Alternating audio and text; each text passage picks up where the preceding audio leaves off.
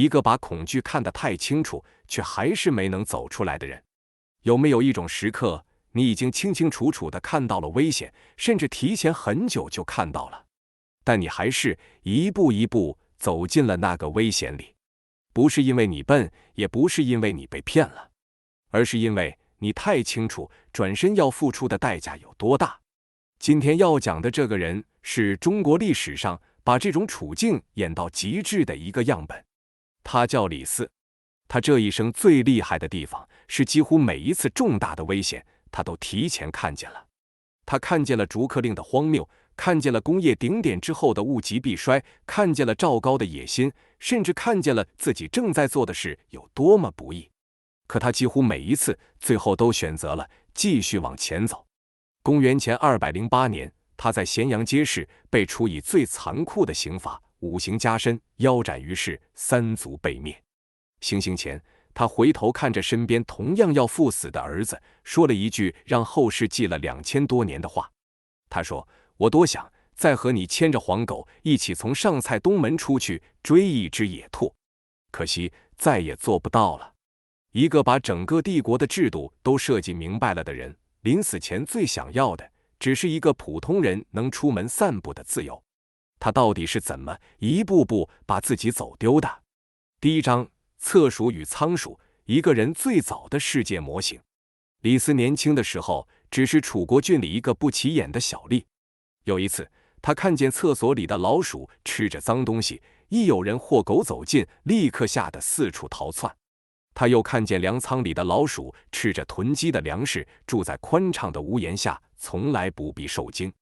他由此得出一个判断，原文是这样写的：人之贤不孝，譬如鼠蚁，在所自处耳。人活得体不体面，很多时候不是天生差多少，是所处的位置不同。这句话成了李斯一生最早也最深的信念。这个信念后来给了他巨大的力量。他不甘心困在原地，离开家乡去求学，又压住当时6国里唯一有希望统一天下的秦国。但这句话里也埋着一个隐患：如果一个人的尊严全部要靠他所在的位置来提供，那么一旦位置没了，他会觉得自己连价值也一起没了。这颗种子在他年轻一无所有的时候是往上爬的动力，多年以后，在他位极人臣的时候，会变成他不敢放手的理由。第二章，万事一时，他敢赌，也敢在众怒里为自己说话。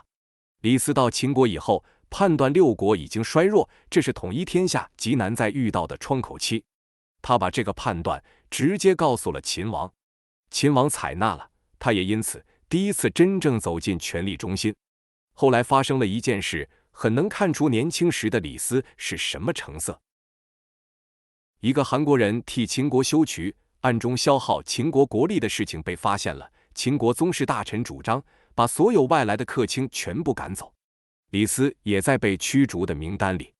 换作大部分人，在这种时候会只顾着自保，只求秦王留下自己一个人。李斯没有这么做，他写了一篇奏书，叫《谏逐客书》。他说，秦国过去之所以强大，本来就是靠了很多外来的人才。如果因为一个人的问题把所有外来者都赶走，最后得到这些人才的只会是秦国的敌人。他写下一句后来流传千古的话：泰山不让土壤，故能成其大；河海不择细流，故能就其深。秦王撤销了逐客令，李斯不但保住了自己，也保住了所有客卿。这是李斯人生里非常重要的一个时刻。他在自己最危险、最容易只顾自保的时候，把个人的处境说成了整个国家用人制度的问题。这需要的不只是聪明，还需要在恐惧面前依然敢把真话讲给最高权力听。记住这个时刻，因为几十年后，同样是面对危险，他会做出完全相反的选择。第三章，韩非之死，才华的阴影里藏着最容易被自己骗过去的部分。韩非和李斯曾经是同门师兄弟，一起跟着荀子学习。李斯自己承认才学比不上韩非。韩非来到秦国以后，李斯向秦王进言说，韩非是韩国的公子，将来一定会为韩国考虑，而不是为秦国。留着他是后患。韩非入狱以后，李斯派人给他送去了毒药，让他自尽。秦王后来后悔了，派人去赦免，可诏令送到的时候，韩非已经死了。这件事最难说清的地方在于，李斯到底有几分是真的在为秦国的安全考虑，又有几分是害怕韩非得到秦王的重用，威胁到自己的位置。这两种动机完全可能同时存在，而这恰恰是最值得我们警惕的地方。一个人越聪明，越擅长把私人的嫉妒藏进一套听起来无比公正的理由里，甚至连他自己都会渐渐相信自己做的只是为了大局。李斯的悲剧从这里开始出现了第一道裂痕。年轻时写谏逐客书的他，相信不同的人能让秦国更强大。而现在，一个比自己更有才华的人出现，他的第一反应是除掉这个威胁。第4章，富贵以及看见了顶峰，却没有设计出口。秦统一天下以后，李斯迎来了人生的巅峰。他的长子做了三川郡守，儿子娶了秦国公主，女儿嫁给了秦国公子。一次家宴，前来祝寿的百官车马多到数以千计。面对满门富贵，李斯没有只顾着得意。他说了一句话：当今人臣之位，无居臣上者，可谓富贵极矣。物极则衰，无位之所睡驾也。他已经清楚地意识到，一个人富贵到极点，接下来大概率就是走下坡路。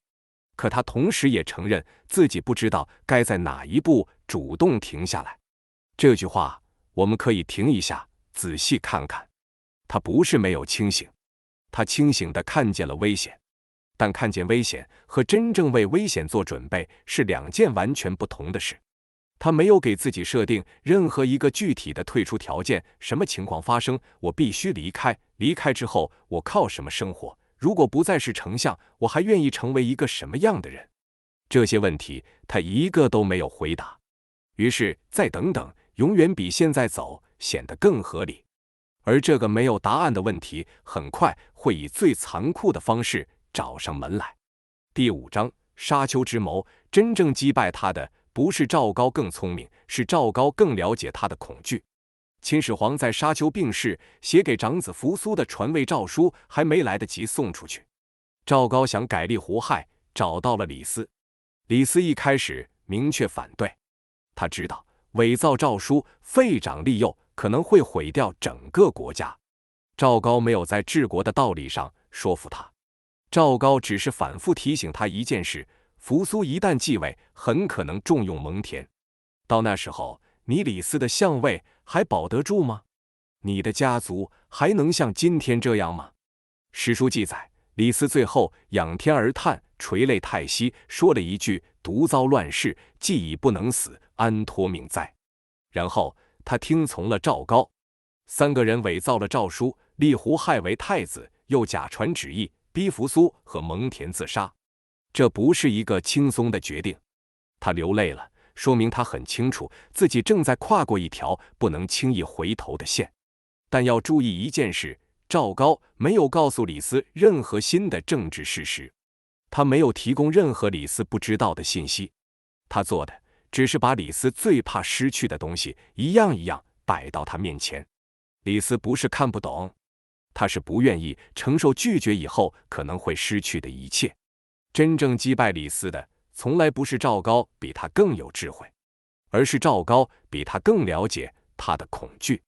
第6章，把恐惧写成理论，一个人最危险的时刻。胡亥即位以后，天下开始动乱，陈胜吴广起义爆发。李斯的儿子李由因为没能挡住起义军，被追究责任，李斯自己也被二世责问。为了保住爵位和皇帝的信任，李斯上书，顺着二世想要享乐又想要控制天下的心思，主张更严厉的考核和惩罚，让君主独断专行。这里有一个非常细微但极其重要的变化。在沙丘的时候，他至少还知道自己在做一件错事，所以他流泪了。到了这一步，他不再流泪了。他开始把自己害怕失去绝路这件事写成了一整套完整的治国理论。一个人最危险的时刻，往往不是他明知道错误却软弱了一次，而是他慢慢的为自己发明出一套理由，让自己相信软弱就是正确的选择。他没有在现实已经失败以后去检查制度到底出了什么问题，他反而把原来的控制推得更狠。短期看，这是求生，可他也在一点一点地失去纠正自己错误的资格。第7章，临行终于说出真话，却已经没有人能听见。后来，李斯终于上书揭发赵高，警告二世赵高掌握着赏罚大权，早晚会威胁到皇帝本人。可二世已经完全信任赵高，竟然把李斯的警告原样告诉了赵高。赵高立刻反咬一口，说李斯谋反。李斯被捕，遭受严刑拷打，被迫认罪。他写给皇帝的申辩信也被赵高直接扣了下来。他不是没有看清楚，他到最后都准确地看出了赵高会夺权，可这个正确的判断已经没有办法送到皇帝面前了。他自己曾经参与建立了一个命令只能从上往下走，意义越来越难往上传的系统，到最后连他自己的真话都死在了半路上。临行的那一天，他看着身边同样要被处死的儿子，说出了那句话。他说：我多想再和你牵着黄狗一起从上蔡东门出去追一只野兔，可惜再也做不到了。父子俩相对痛哭。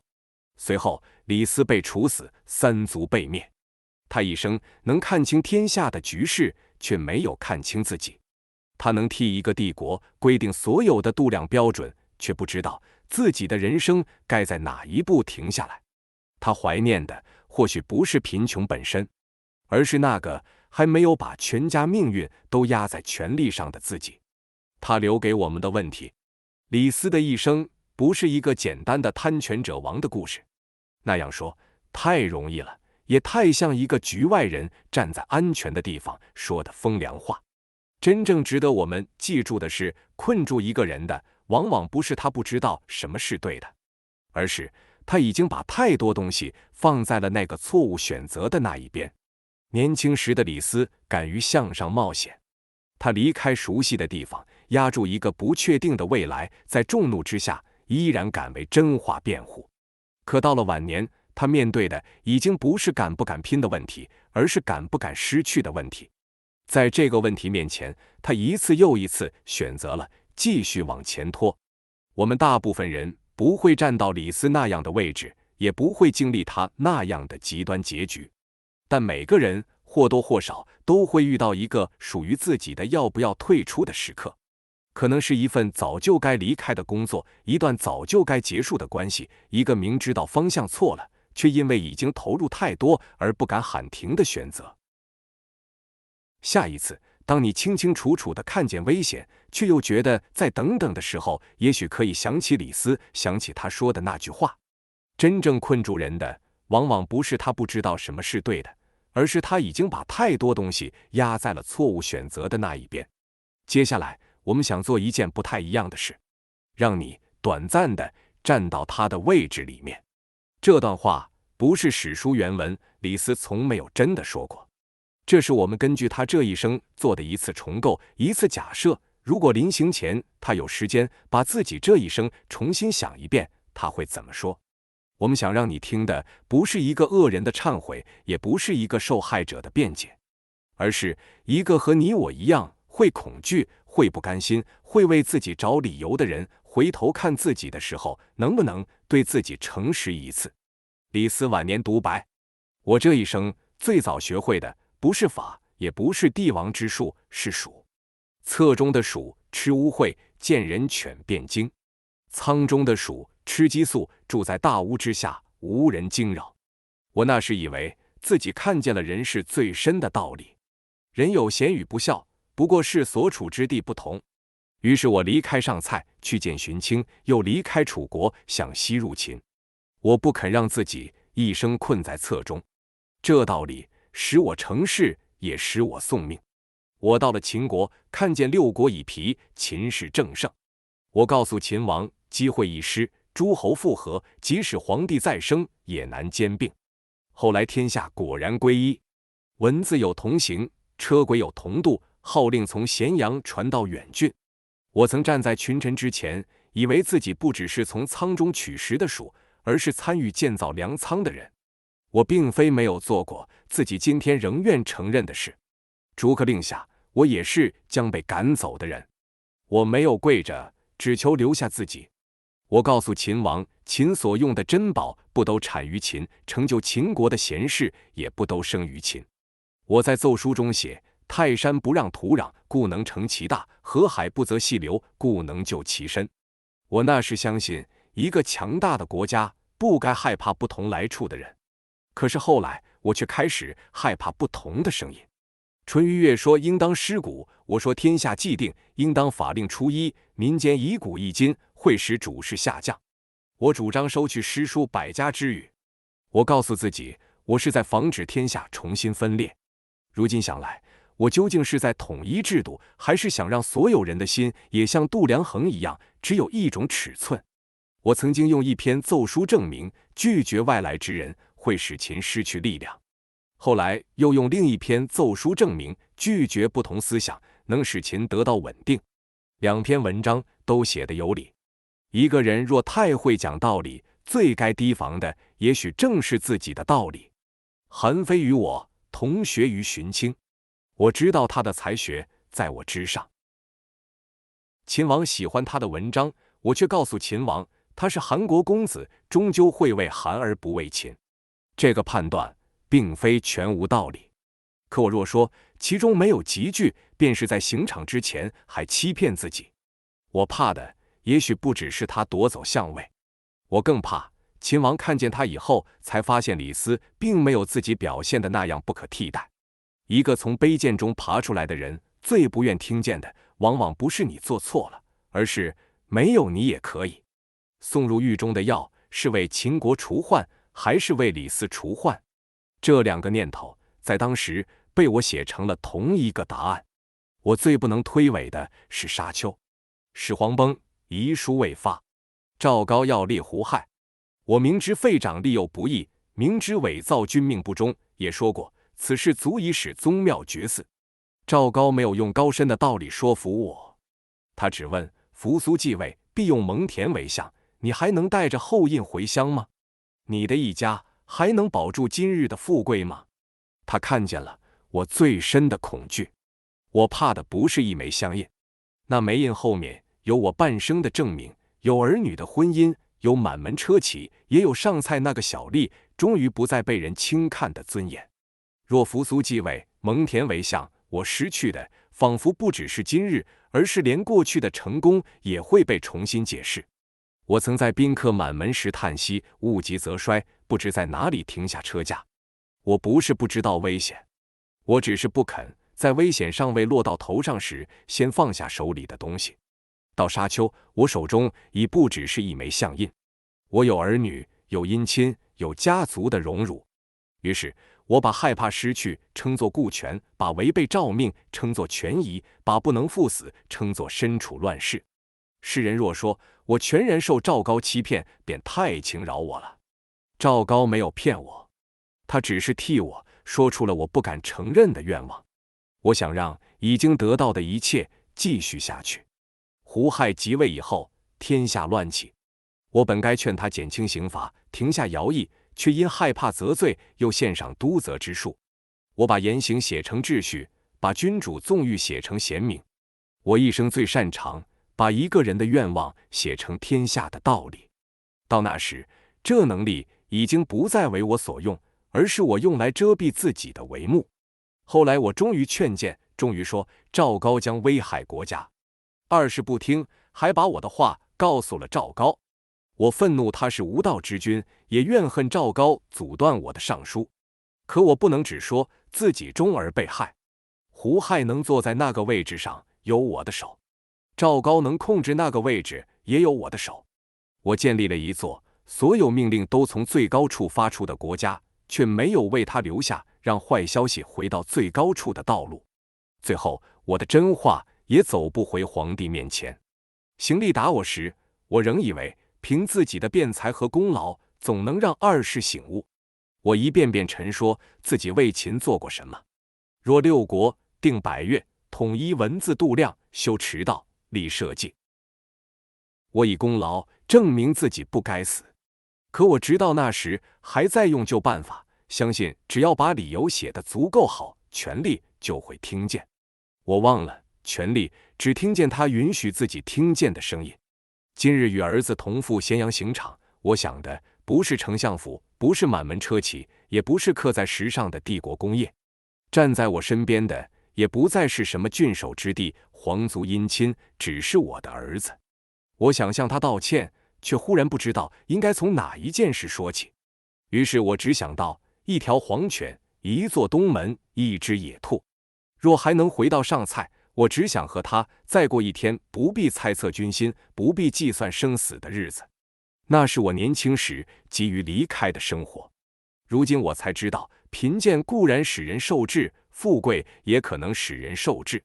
侧中之属怕人犬，仓中之属怕仓门关闭，他们都不自由。若能重来，我会不会不入秦？我不能假装会。